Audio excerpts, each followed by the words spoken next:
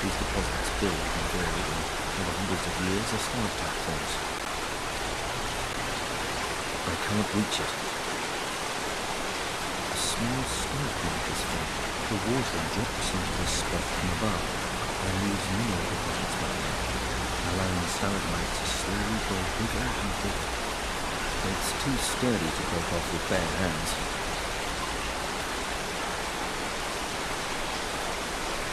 It is strictly forbidden to so much as touch these formations, and I'm sure Thornton would look at things somewhat differently. It seems to work well enough for him.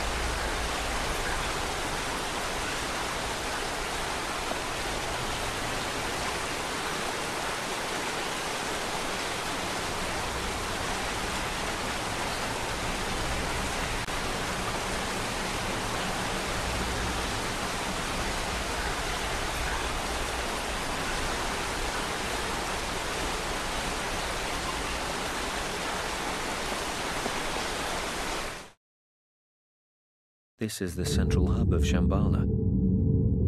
It's hard to fathom, but these priests are conducting a ceremony that will construct a force field around the world's soul that will still be in place by the time Fenton arrives in around 10,000 years. When I first arrived here, I told them about the Nazi attack on the monastery, and they decided this was the best course of action. Perhaps the dying monk gave me that key because he knew it would send me into the past. The priests needed to know the threat so they could prepare for an emergency like this.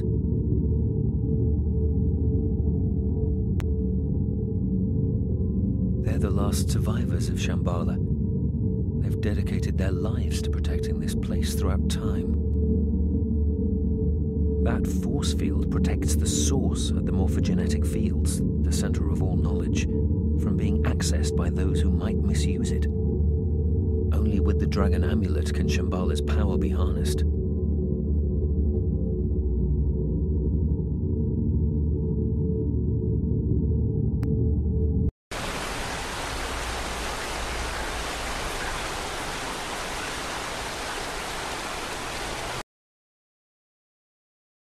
Looks like the Countess and her men have set up camp in the center. There's Kim.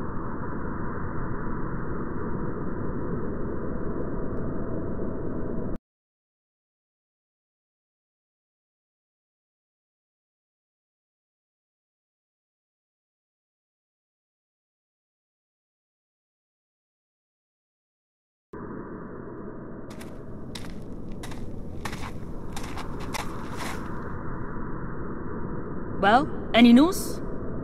No, Countess. We could not discover a way out of the caves. But we haven't yet examined every corner. And Paddock? No trace. Okay, forget it. Perhaps the idiot fell over the edge when we arrived here. No matter, we have other concerns to tend to. Prepare the explosives. I'm quite sure a small detonation will be enough to disrupt the force field. Jawohl, Countess. I need to shift these ropes, but the Countess is keeping a close eye on me.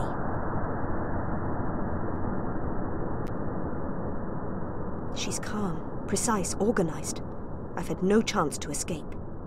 As long as I'm tied up here, I can't stop this madwoman.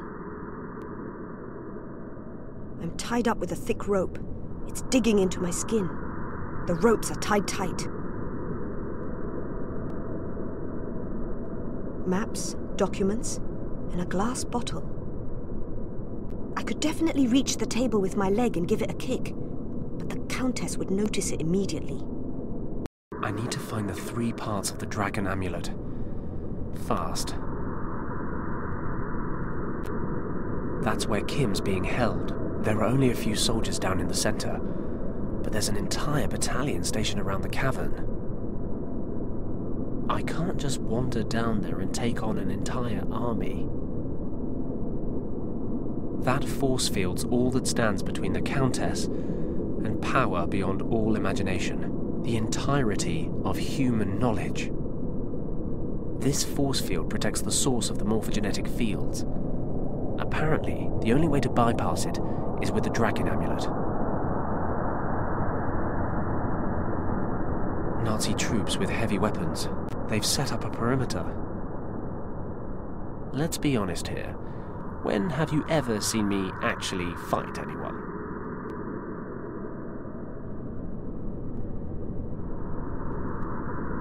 Large white crystals.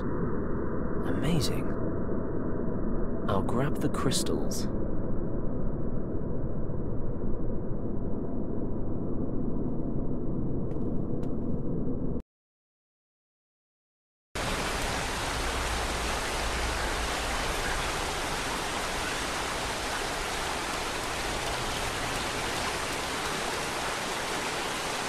According to Richard, there are 2 more temples besides this one in the north. There should be a piece of the dragon amulet in each one. There's one in the southeast and one in the southwest.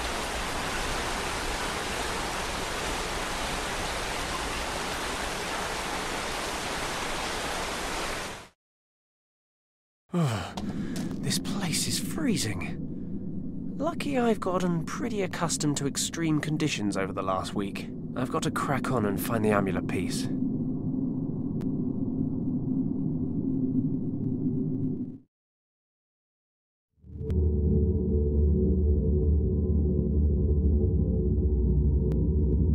It's a cube-shaped stone.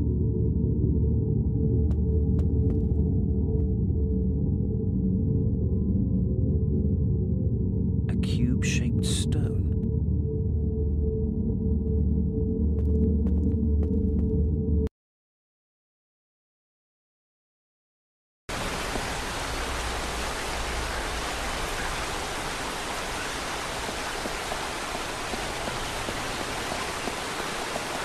So, there are 2. The cave in the northern cave, and 2 other temples in the southwest and the southeast.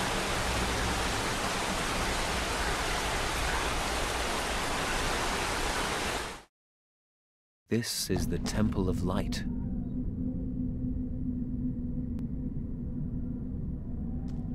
No idea what these are for. An icicle.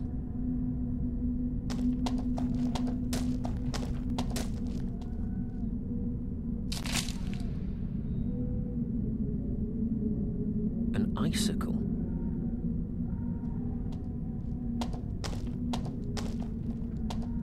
No idea what these are for.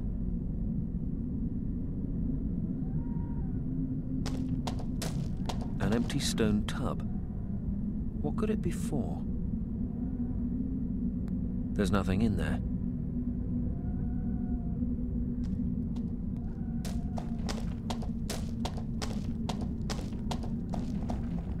No idea what these are for.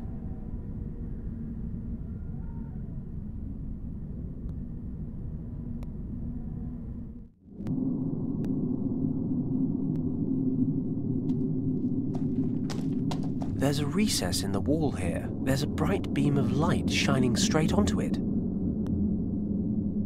There's nothing in there.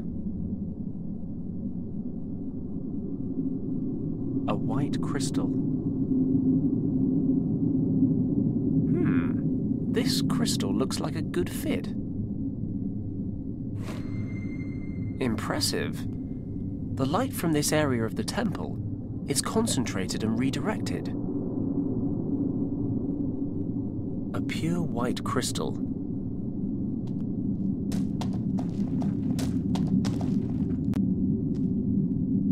A recess in the wall. It's empty.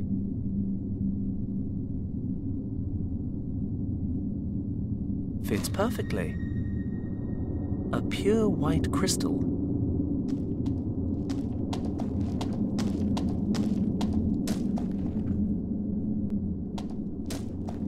There's something frozen inside this ice block. I can see a faint golden shimmer. I'd need a pickaxe to smash through this. Even better, 5 kilos of trinitrotoluene. Frankly though, anything other than my bare hands would be a good start.